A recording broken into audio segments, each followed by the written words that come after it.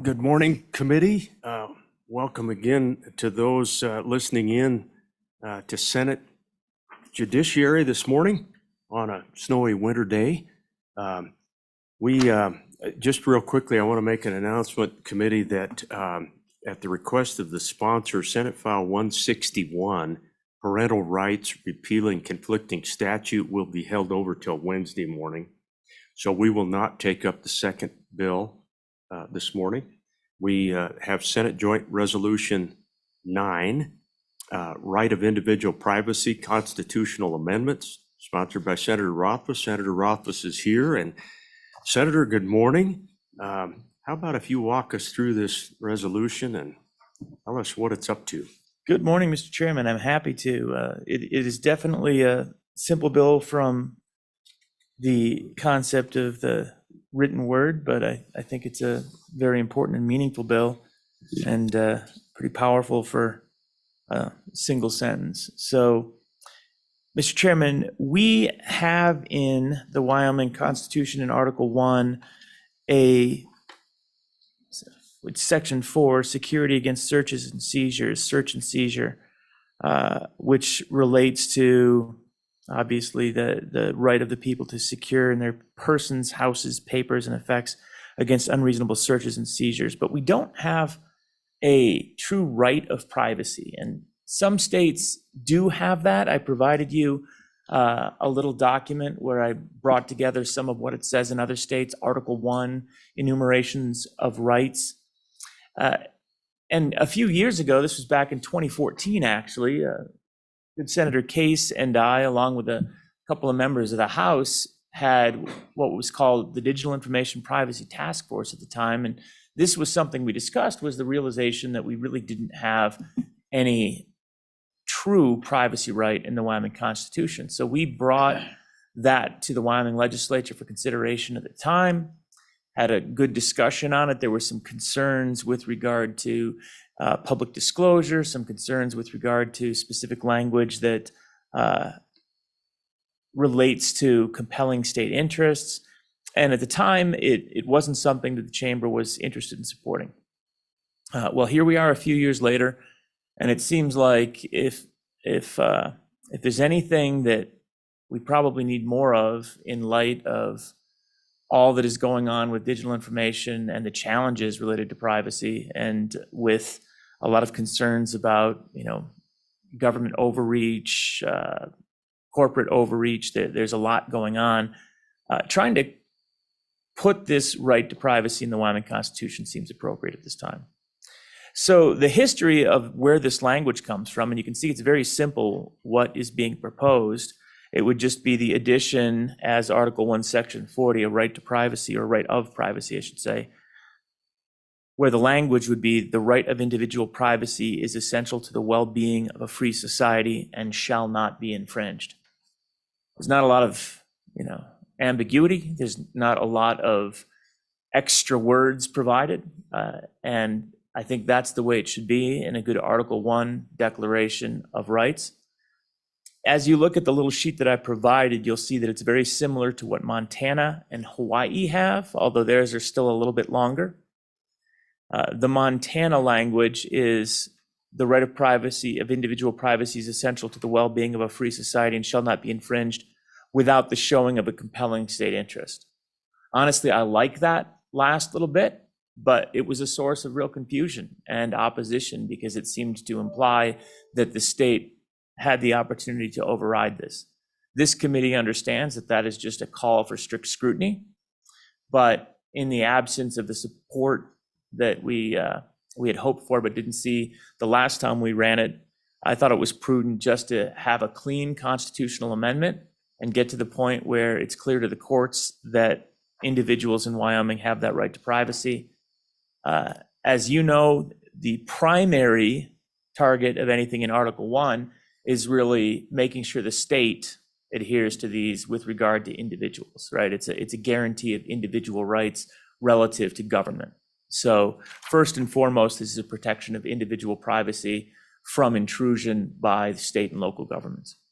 I'll stop there, Mr. Chairman. It's pretty straightforward, I think, in what it intends, what it does, and I'm hopeful that we can all get behind this, because if there's a state that really should have a strong right to privacy in Article 1 of our Constitution, it seems like it's the state of Wyoming, and it's a glaring lack of individual rights protection, in my view, Mr. Chairman. Senator, thank you. Well done. So questions, committee, discussion with the sponsor of the bill? Any questions? Senator Furphy. Thank you, Mr. Chairman. Well, I assume the rest of the committee's receiving emails like I am. I'm very much in favor of this, by the way, but the emails are saying, well, you're opening things up to protect criminals. And so I just would appreciate your comments on that issue. Absolutely. Senator, go ahead. Yeah. And there's no question that privacy is always a trade-off between ease of government and individual liberty. If we take our privacy rights to zero, that is certainly the best from a law enforcement perspective, right? A good Orwellian 1984 novel is about as easy and straightforward as you'll get for preventing criminal behavior. Senator, just real quickly, 1984, we have to realize that you and I are getting old enough. Some haven't seen that book or read it, but They should have. They should also listen to the Van Halen album, but it's unrelated. there you go. Sorry to interrupt. Yeah. Please keep going. You're on a good track. Yeah. Yeah. So the idea that the first thing we think of is if you have something to hide, you'll do bad things, and that we, the government, we're here to protect you. And again, if you have nothing to hide, you have nothing to worry about. I do get that from the law and order standpoint, that it's always going to be easier if your privacy rights are easily invaded, are subject to being trampled on, which is why, honestly, every good authoritarian regime in the world probably has an easier time enforcing their laws than the United States. But it's not what we stand for. And I would say that, given that opportunity to make a trade for us to strengthen our individual rights and liberties, I'd take it every time.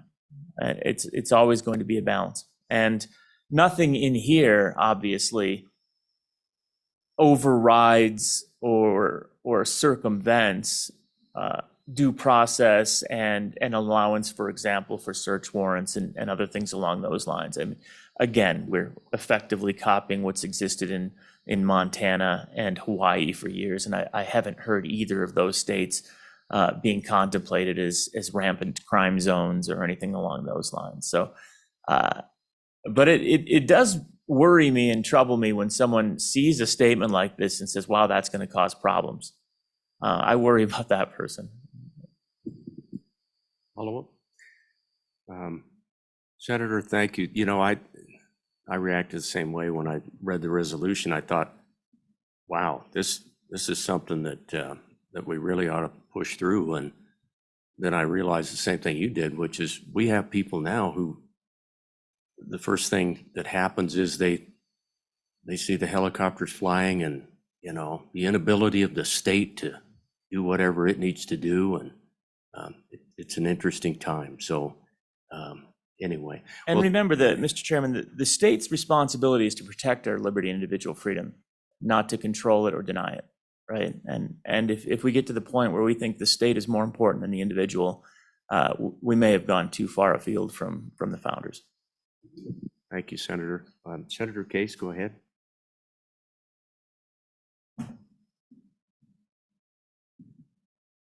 Thank you so much, Mr. Chairman. In terms of outside of government,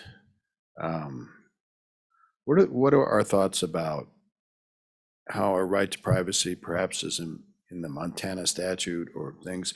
Has it affected internet commerce, or has it had any impact outside of government whatsoever? And I'm, in my mind, I come to the European model of protecting internet privacy, for example. It's much more opt-in versus we're opt-out. And does this have any impact on that whatsoever? Can you connect it or not? Senator? Mr. Chairman, Senator, I think that has varied from state to state and case law to case law as to how it was interpreted. The California law, the California constitutional provision that you see there, Article 1, Section 1, which isn't quite as explicit or specific to privacy, but is part of an enumerated list, to my understanding, has had the most direct effect on general privacy protection, where that has been used from the individual versus corporate, so to speak, standpoint. And California has adopted the California Consumer Protection Act and has been probably the most aggressive in terms of trying to adopt and codify law that's similar to GDPR, which is the European Union's set of provisions related to privacy. Most of the rest of what I understand is out there for case law tends to just focus on government intrusion more than that individual right to privacy. Now, at the same time, as you know, we did pass some laws a few years ago to try and do some privacy protections. I don't think they went nearly as far as they need to. We can do more.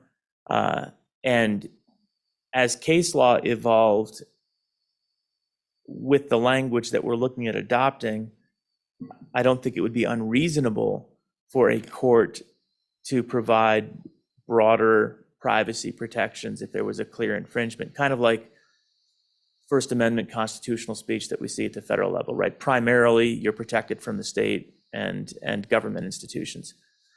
But it does come into play from time to time, obviously, with even individual rights engagements, where if somebody is expressly restricting your right in some way institutionally, then you might end up having a claim.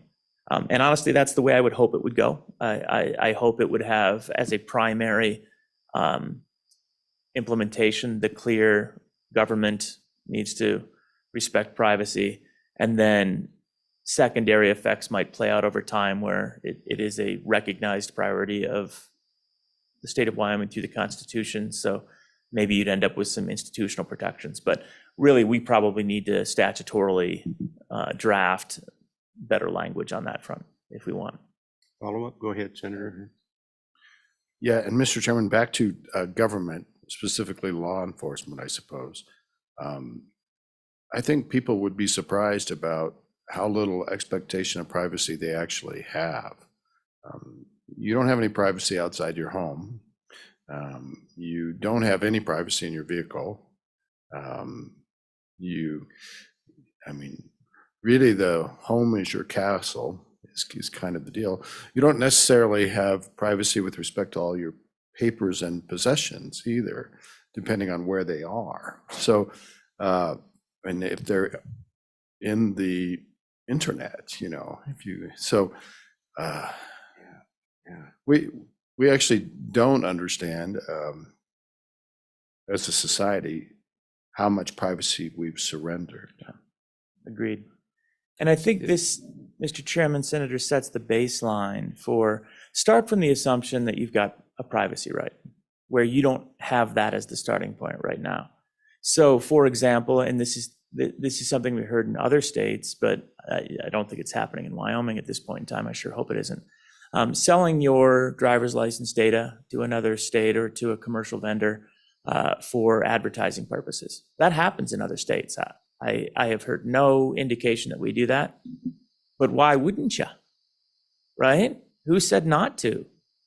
If you don't have a right to privacy and the Department of Transportation needs a few extra bucks, the default position would not be don't do that. We know that state on the West Coast hired, well, actually, it was a company that tracked every license plate going on I-5, just recorded every license plate 24/7 at several points on I-5, and sold that to law enforcement, to the feds, as just a means of tracking everybody. It was private commercial operation. These are the types of things that happen, and so you look at, from the government's perspective, from Wyoming's perspective, should the state feel uncomfortable with those types of things? Right now, from a constitutional protection standpoint, the answer is no, they really shouldn't feel uncomfortable. Everything's fine. We don't have any provision that inherently protects your right to privacy. I want them to feel really uncomfortable if they're considering putting up cameras, that they can get away with it statutorily. There should be something, some little bit of bedrock that says, you know what, we might be violating their constitutional rights on this one. And then hope good choices are made. So Senator, yeah, appreciate the conversation and good points brought up. It's been interesting. We had a couple of other bills that we discussed up on the chamber floor about the right to privacy, and if you're in your backyard, probably not, you know. Did it surprise you when you did the homework and outlined all the other states that have these provisions in their constitution? Did it surprise you that the spectrum that you received back? This is not, you know, what we like to nowadays. It's, well, is that leaning this way or is it leaning that way? This doesn't lean any way. This is quite a. Did that surprise you? Yeah, you know, it is. It's interesting to see, and then over time, obviously, different ones were written at different times. The Montana provision is really not that old. I don't have it in front of me, but I want to say it was 80s when they put that together. I think they did a constitutional rewrite. Maybe Senator Case knows when that took place. And it was in the 80s-ish, and they just sort of went for best practices, clear language, and moved that forward. So, Senator Schuler, you're back sooner than I thought you would be. Yeah, it's good. I told them that you might not be back soon.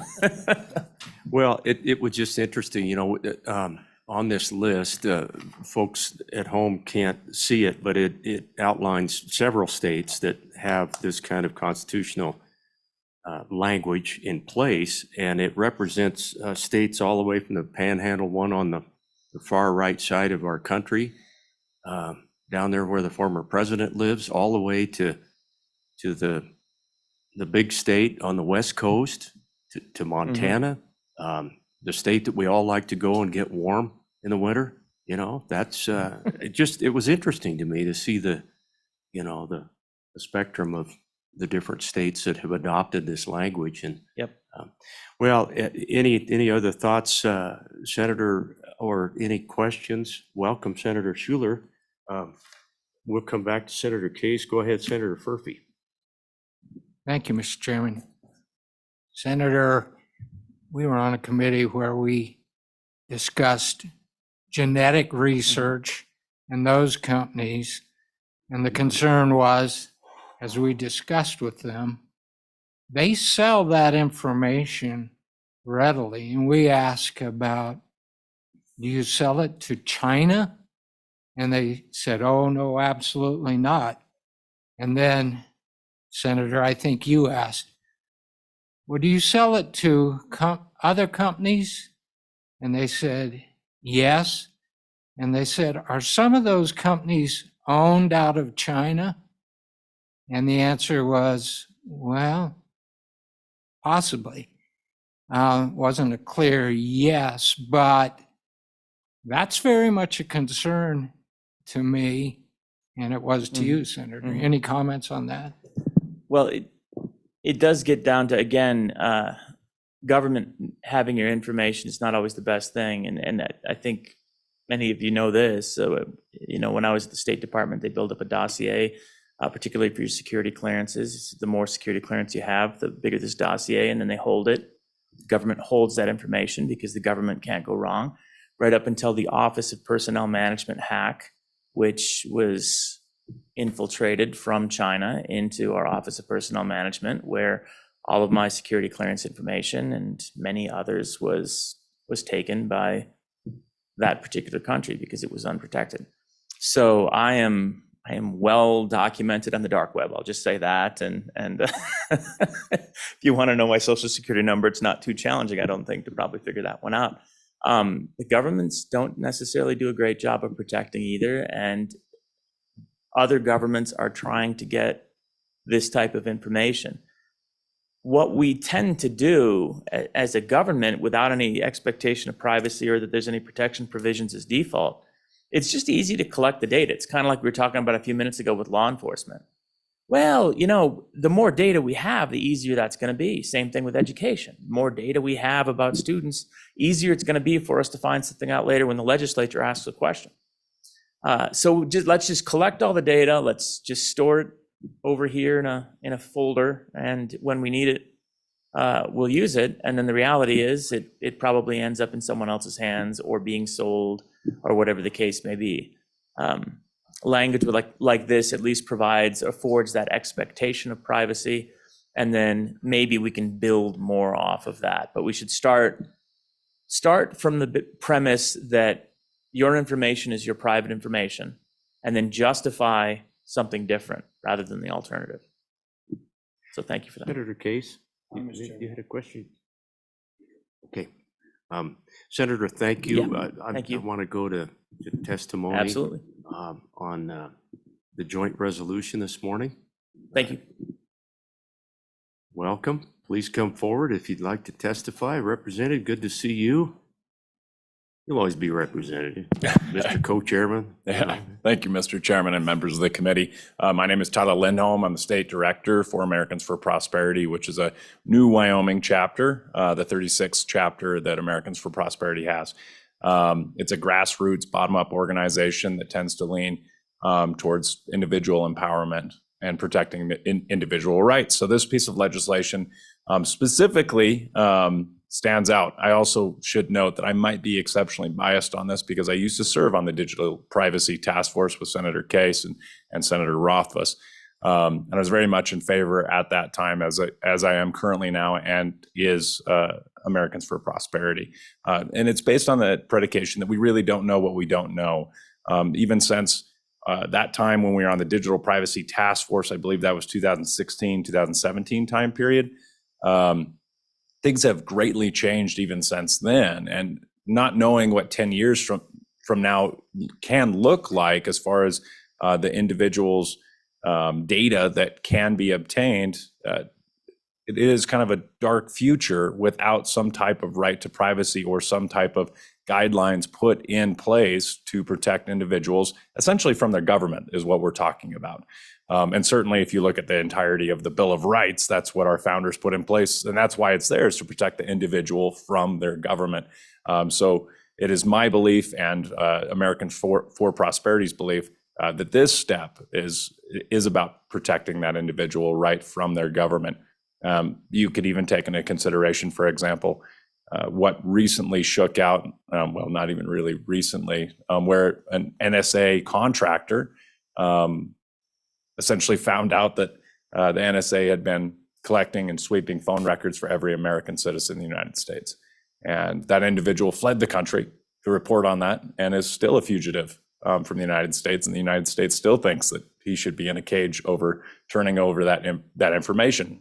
They essentially called him what would be considered treason to the United States. And if you define treason, and what that essentially means is, what you're looking at is someone is turned over information to the enemy of the United States. Well, that individual turned it over to the public. So the United States government is essentially assuming at that point that the public is the enemy of the government. And so that's when we've got too big of a government, and that's when they need guidelines. So on and for the legislation, I hope you'll vote for it, senators and chairman. Mr. Lindholm, thank you very much for being here. Questions for Tyler? I have a question real quickly. Representative, having served in one of the bodies in the legislature, I'm just interested in any further observations you might have regarding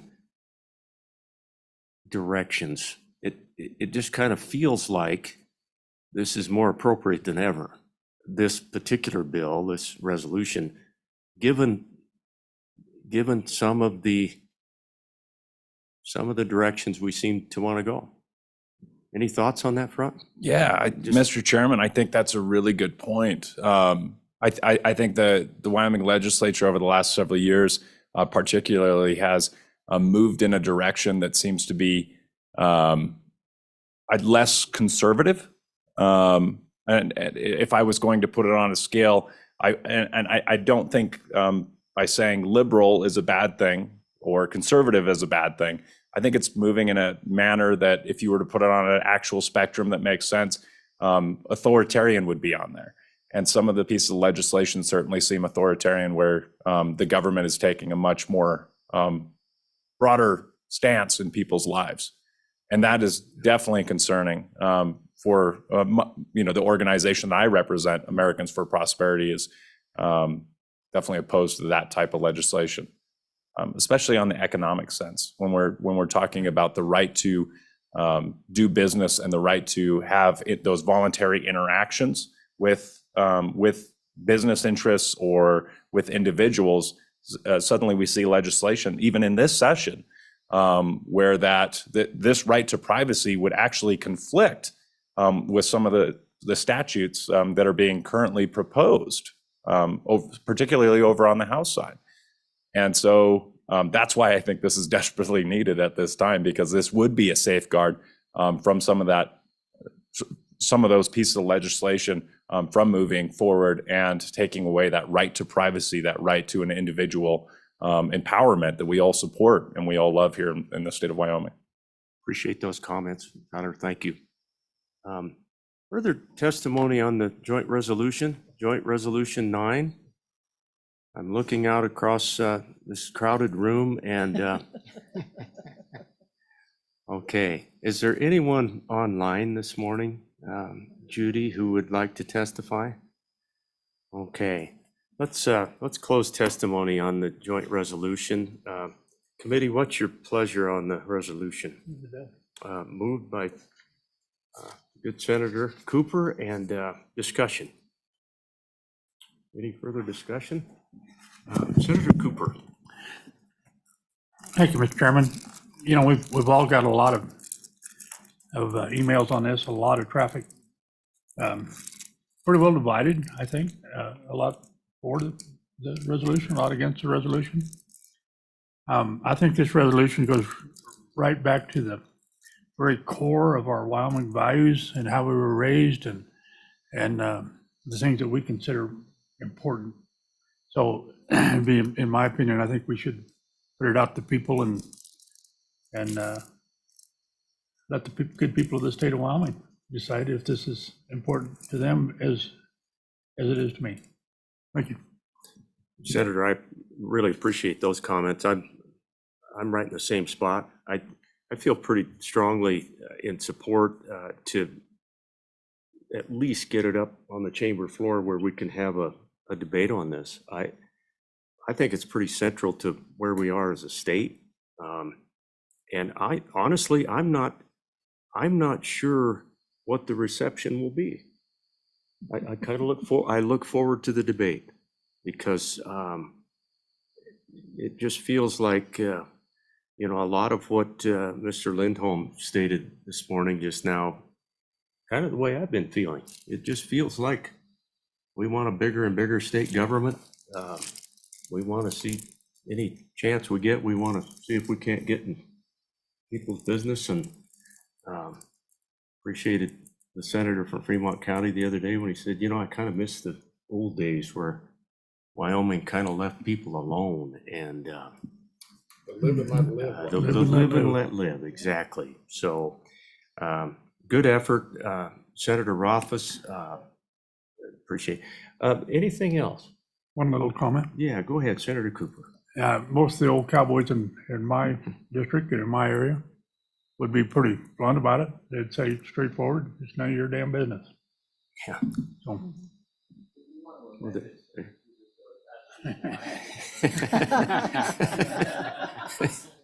Bill title. I'm fine with that. Yeah, it might be more effective as a committee of the whole. There we go. Throw her out. Well, are you ready for roll call? Judy, please take roll on Senate Joint Resolution 9. Senator Case? Aye. Senator Cooper? Aye. Senator Furphy? Aye. Senator Schuler? Aye. Chairman Landon? Aye. Mr. Chairman, there are 5 ayes on Senate Joint Resolution 9. Okay, so Joint Resolution 9, Right of Individual Privacy, Constitutional Amendment, has passed the Judiciary Committee, and Committee will meet again Wednesday morning to take up the second bill. Senator Schuler, I announced right off the bat that the sponsor of the second bill listed this morning has asked if we could set that back. There's some people from up north want to come and testify, so we will take that up on Wednesday.